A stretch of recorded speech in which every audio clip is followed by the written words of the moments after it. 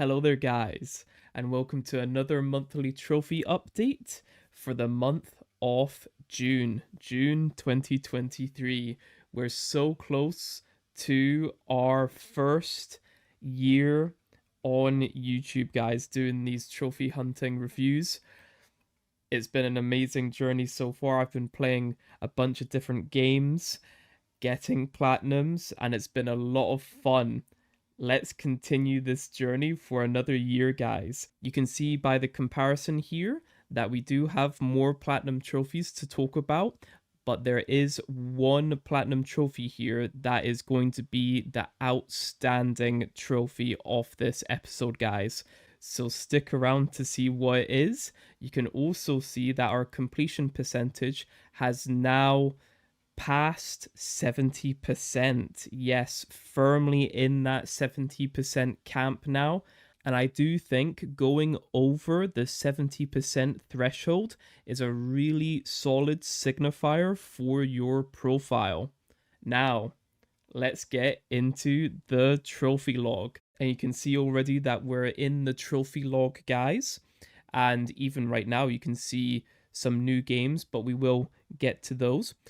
Let's start off with where we last left off, and that was Warehouse for the game The Pedestrian. This is a very different kind of puzzle game. I do have to say that there's no platinum for the game. Even so, I would still recommend it. It's a really enjoyable game, and it doesn't outstay its welcome at all. It's the perfect length if you want to play a slightly different puzzle game with some excellent music, by the way. I really like the soundtrack to this game. Then play The Pedestrian. I managed to play this with my PlayStation subscription. I'm sure it's available on Extra. I don't think it's premium exclusive.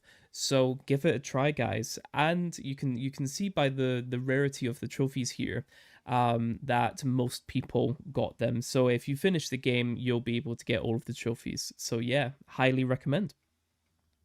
Next up, Serena has been doing the Frostpunk trophies, and I won't spoil it just yet, but something big's coming up with Frostpunk. And the Fall of Winterhome scenario in Survivor mode in general is just brutal. And for Serena to be able to do these scenarios in Survivor is a huge achievement. So well done to Serena, man. I wouldn't be able to do this. I'm pretty bad at the game, so yeah. Next up, we've got one of the new games here, guys. That is Street Fighter 6. Now, I do actually want to click on this game because I need to explain just a few things. Currently, I'm at an overall completion of 81% in this game.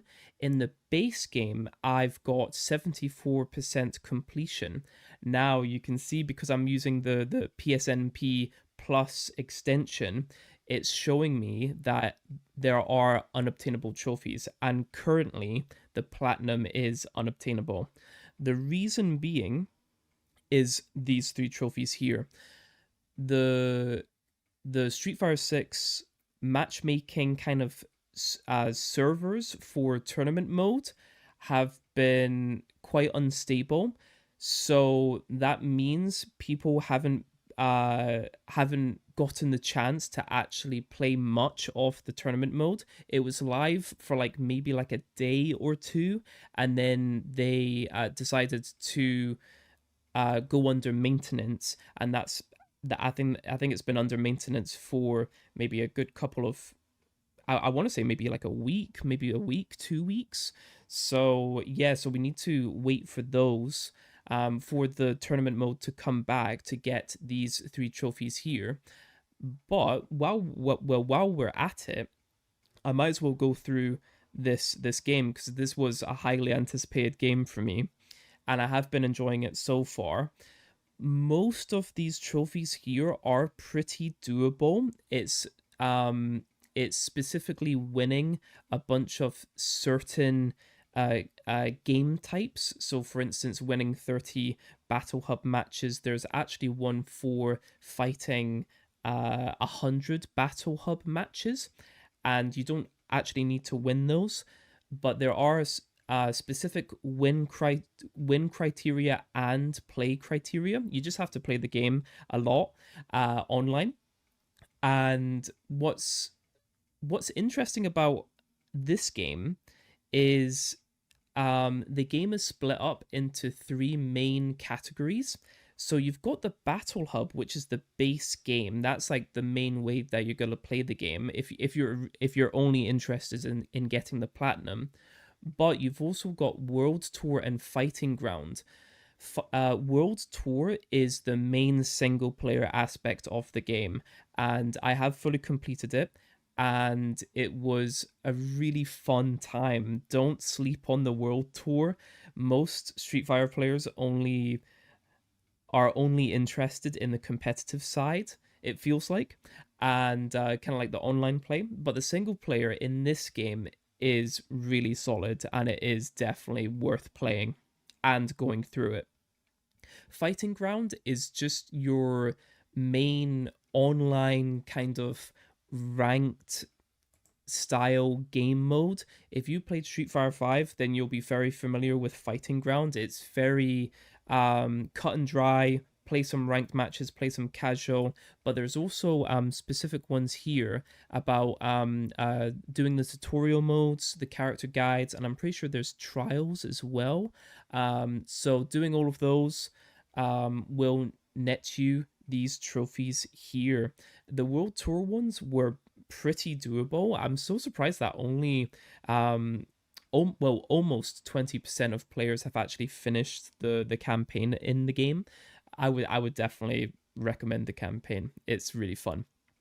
The only other ones that I'm missing from the base game are these two here, the nice fans. Now, I didn't realize this, but you can actually gather nice fans by actually giving nice fans to other players. So what that means is when you fight someone, you can choose to give them a thumbs up, and if you do that, you actually give them a nice fan. And if you do that, it will actually count towards your own profile as well.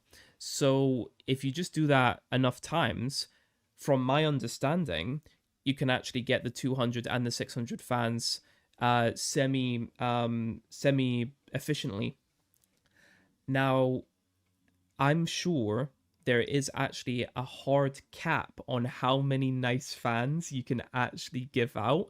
So I'm sure there's like a daily limit. So when you hit the daily limit, you will have to wait 24 hours to give nice fans because it won't register on your profile. I'm not sure if that's a bug or not, but regardless, that's how you're gonna do it. So yeah, I wonder if they are going to change it. But yeah, we're waiting for the tournament mode to come back. As soon as that comes back, I'll be trying to win 10 tournaments. Gosh, I don't know how easy that's gonna be, man. Yeah, so that might be the trickiest trophy in the game. It's surprising um that there's a trophy for enter 5 tournaments and nobody has that, but somehow people have the win 10 tournaments. That doesn't really add up, does it? So yeah, so that's a little bit of a weird thing there. But yeah, so that's Street Fighter 6. I'm just gonna be skipping all of the trophies for Street Fighter 6 now. Yeah, because I've basically given you a bit of a synopsis there. So yeah, let's go into the next page here. Let's see what I've been playing. Some more Street Fighter 6, and it's quite funny that there's different images for Street Fighter 6 as well, depending on basically what you do. Because they're technically counted as DLC, even though they are part of the main game. When you buy the game, you get the all of these modes because they're part of the package, but just how they're categorized, they are technically DLC. I find that to be quite a strange quirk. But anyway, here's the big one of the episode, guys. Serena managed to do the refugees scenario in survivor mode, and that means she has got the platinum for Frostpunk. This is a big moment. This is a really difficult game, guys. I'm pretty sure the difficulty of this game on the guide is a 9 out of 10. This is a no joke game. If you want a challenging game to play, play Frostpunk. On top of that, it's a fantastic game. The world building is great, soundtrack is great, the gameplay merges with the story a lot. You need to make difficult choices. Do you feed people? Do you um, do you help them with certain tasks like getting food or gathering coal? Are you going to have people in your town go out into the wilderness to try and find other people to survive? This is like a post apocalyptic city builder, and the main objective is to survive. Yeah, this is a fantastic game, guys. Strong recommend. For me, this is close to like a 10 out of 10 game, not in difficulty, but just in the game itself. This is a very, very cool game, guys. Don't sleep on this. You see that we've got a cheeky Spiritfarer trophy here. Complete 30 errands for Francis. This is kind of like side objectives in the game. These weren't too bad. I'm pretty sure you can actually do the same errand multiple times, but I'm not particularly sure. Me and Serena have been playing the game in co-op, and I will talk more about this game later because there was just one slightly big issue with the game, but I'll get to that. Get to that. Overall, it is a good game. I do have to say, it's a good game. Me and Serena started to play Tearaway, and we actually rinsed through this game. We really enjoyed this game. It's a puzzle game that utilizes a lot of the PS4 DualShock mechanics, so you're using a lot of motion controls, and yeah, it's a really fun game. It's relatively easy on surface. When you're trying to get the platinum, though, the completion percentage in the game is the main thing that you're working towards to get the platinum. You are expected to 100% the game, and that's including getting all of the confetti. Now, in let's say, let's say in a Mario game, how you're collecting coins, it's like saying collect every single coin in the game, and that counts towards the 100%. So the confettis are basically like your coins, and the game is asking you to collect every single confetti. Yes, so that was a little bit of a headache. We did have a few issues with, I want to say, the gophers. Yeah, so like safely deliver the misplaced gopher. There's multiple gophers in the game that you have to do this with, and some of the stages and some of the gophers are really tricky. We definitely had to get used to it. There's a lot of miscellaneous stuff getting through the game, a lot of collectibles. It's kind of like a collectathon style game. You can see we 100% of the game, and the only thing that we had to do after that was a few miscellaneous things. So take a photo of a squirrel eating an acorn and hit 5 enemies at once with a specific ability that you get in the game, and then we got the platinum.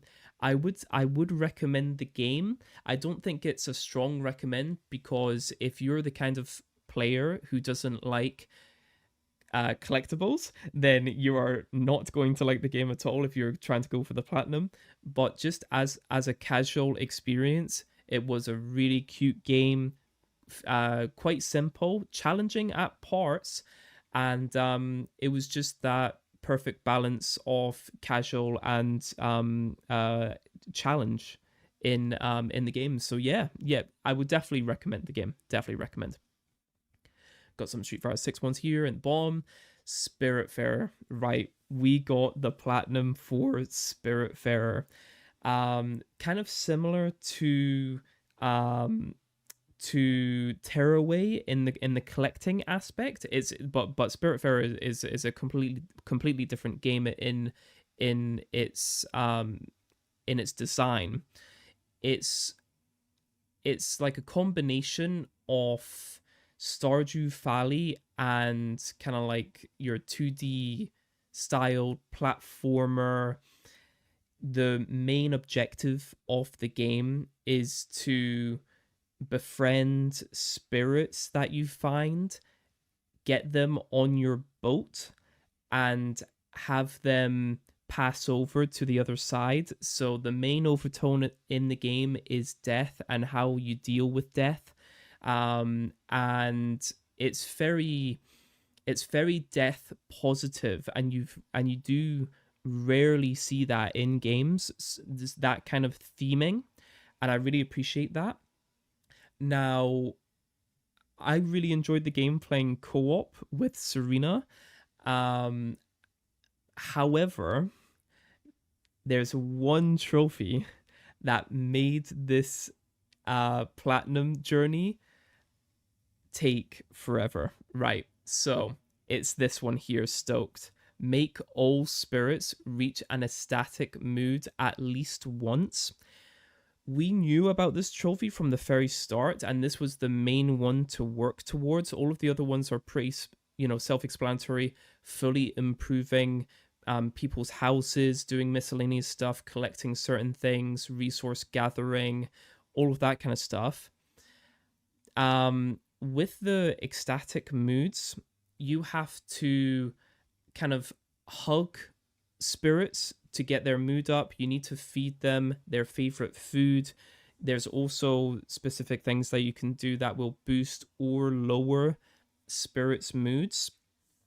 There's one specific spirit where if you hug them, their mood goes down because they don't like being hugged. This is the only spirit in the game that does this.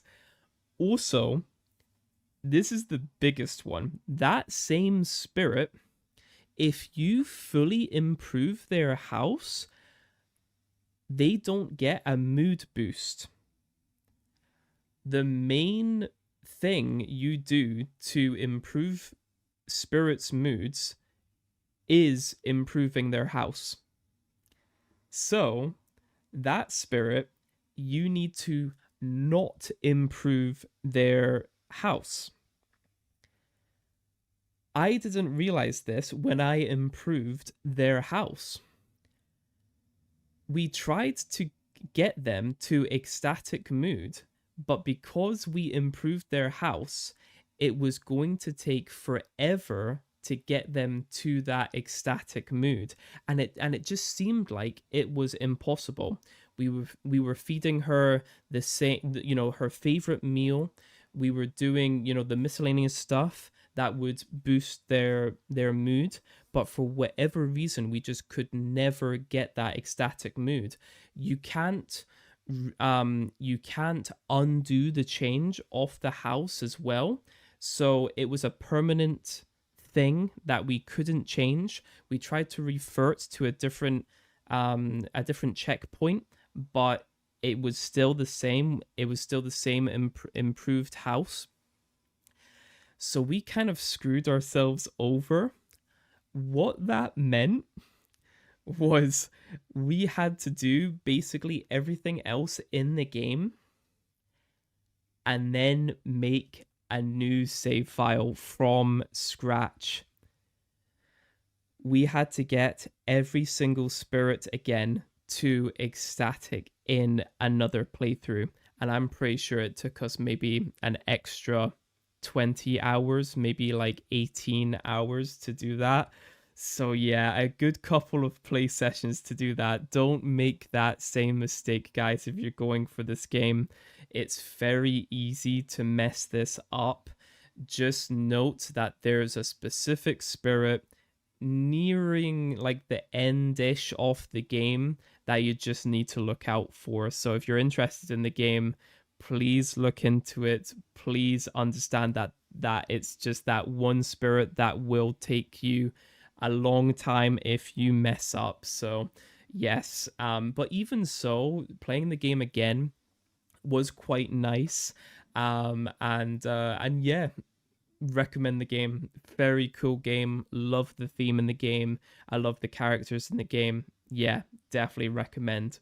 Now here's one that I've not played in a good while, and that's Broforce. This game doesn't have a platinum, however, it's got some really hard trophies, guys. So finish the campaign on hard. That's an ultra rare trophy, and I managed to do some of the miscellaneous stuff as well. So it's basically specific kills in specific ways. There is one trophy here though. I will just open this up here, and that's finish the hardcore campaign. I will probably never get this because the hardcore campaign is basically Iron Bro mode, and that means when one of your bros dies, they will not come back. So you have a fixed amount of lives in the game, and if you die with a specific bro, that bro will never come back. This is a brutal game where if you get hit once, your bro dies. So and it's quite a challenging game as well. So I don't know if I can do that. The guide says it's a 7 out of 10. I would say that's pretty spot on. I don't know if I'll be going for this. It's kind of crazy, guys. It's a crazy game to begin with, and the Iron Bro mode will be really difficult if I do decide to go for it. So, yep. Next up, we've got The Evil Within. Yes, I finally completed the game. Gosh, this game on paper is a game that I should love, but for whatever reason, the PS4 version of the game, I'm pretty sure it's just the console version of the game, it just runs really slow. The frame rate drops constantly, and it makes me not want to play the game. I first got this game back in like, I want to say like 2017 or something, 2017, 2018. My last save was actually in 2018. And I went back to the game with a fresh campaign, fresh save file, just so that just so that I can start from afresh and actually know what's going on within the story. Um, yeah, there's just some glaring issues with the game. I've heard that the sequel is much better, and I do actually own the sequel, so I am willing to try the sequel. So yeah, I just wanted to complete the game and say that I managed to complete it, and you see up here that I actually managed to do all of the chapter specific stuff as well. So there's certain moments that you have to do certain things. So for instance, um uh this one here, the Corvo one, that's not killing a single enemy in the chapter. And this one here, there's a specific boss that you have to fight, and you have to kill them with your knife. So kind of stuff like that in each chapter. I managed to do all of them. The standout one here is not a scratch on her. You cannot run over any enemies in a really specific section. You're driving this bus, and this is the first time that you're driving anything in the game. Chapter 12 is is only a couple of chapters before the ending of the game. And if you manage to mess this up, you have to reload to the last checkpoint. But the last checkpoint, you you have to do a certain kind of like standoff mission where you're in this machine gun section, and it just takes forever. Well, it feels forever. It only takes a couple of minutes, but it just feels forever. And I just wish that the checkpoint happened just as the bus started. I don't know why they decided to have that checkpoint, at that point. So I don't know. I don't know. There's nothing really much else to say about the Evil Within so far. I've done a bunch of miscellaneous kill stuff. I used a secret explosive weapon. You get that in New Game Plus. I think if I was to, I think if I was to play the game again, I would probably go for the collectibles and maybe the upgrades. I don't know if I want to do. I don't know if I want to do the challenge runs. There's 3 challenge runs that you need to do for the platinum. You have to play the game and finish it within 5 hours. There's another one where you can't upgrade anything uh, throughout the entire game. And the third one is complete the game in Akumu mode. And Akumu mode is if you get hit once, you die. But it's not like an Iron Man mode where you die for good.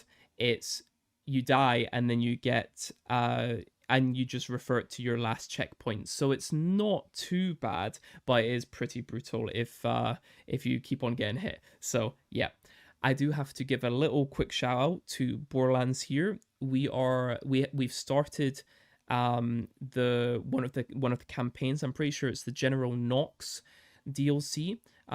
Serena's not really feeling it so far. I think she's getting kind of bored of how linear the DLC is. It's a lot of like straight roads. There's a lot of driving in it. The enemies aren't very inspired right now, and I don't think Serena's really feeling it, and I don't blame her. We have played a lot of Borderlands recently, so I totally get if she's getting burnt out.